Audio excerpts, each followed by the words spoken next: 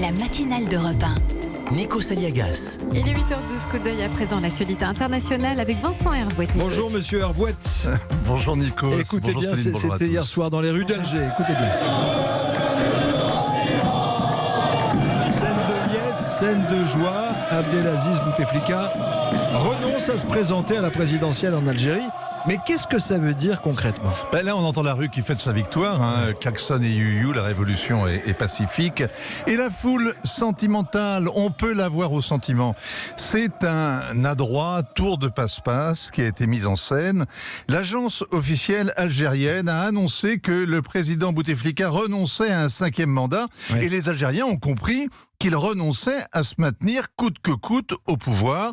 Eh bien, c'est exactement le contraire. Les Algériens ne voulaient pas de Bouteflika candidat à la présidentielle, alors il annule la présidentielle. On peut se demander de quel droit. La Constitution ne lui donne pas ce pouvoir.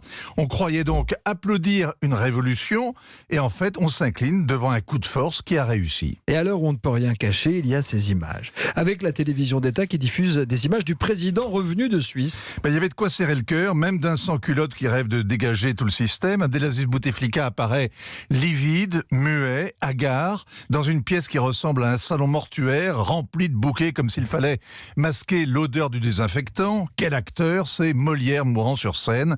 Et le message subliminal, c'est qu'il partira, mais les pieds devant. Pas de valise, un cercueil. Cloué dans son fauteuil, le président algérien reçoit le Premier ministre Ouyaya. Il était conspué dans les cortèges, il est sacrifié. Les manifestants ne seront pas descendus dans la rue pour rien. Entre ensuite en scène un officier bedonnant, c'est le chef d'état-major. On lui prête un appétit gargantuesque pour les biens de ce monde. En tout cas, il a fait des réserves pour l'avenir. Il y a 15 jours, le général Gaïd Salah menaçait ceux qui veulent ramener l'Algérie aux années de braise. Désormais, il bénit l'armée et le peuple qui partagent les mêmes valeurs. On l'écoute et on se dit, voilà un officier qui sait retourner sa vareuse. Eh bien, on se trompe. Ahmed Gaïd Salah campe dans le statu quo. L'armée laisse Bouteflika et son clan manœuvrer. Pourquoi en effet réclamer une élection dont ni le peuple ni le président ne veulent ? Mais la présidentielle du 18 avril, en fait, est tout simplement reportée. Oui, elle aura lieu un jour.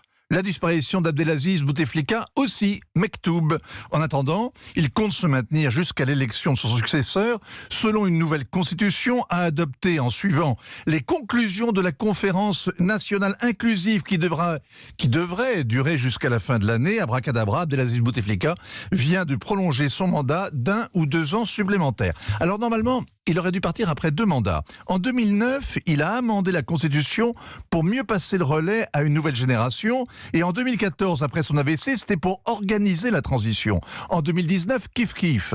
Les hommes politiques manquent en général d'imagination.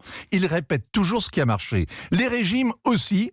En 91, le régime algérien avait suspendu les élections entre les 2 tours de peur que les islamistes l'emportent. Et bien hier soir, il a recommencé pour éviter d'être emporté par un peuple qui n'en peut plus d'attendre des jours meilleurs.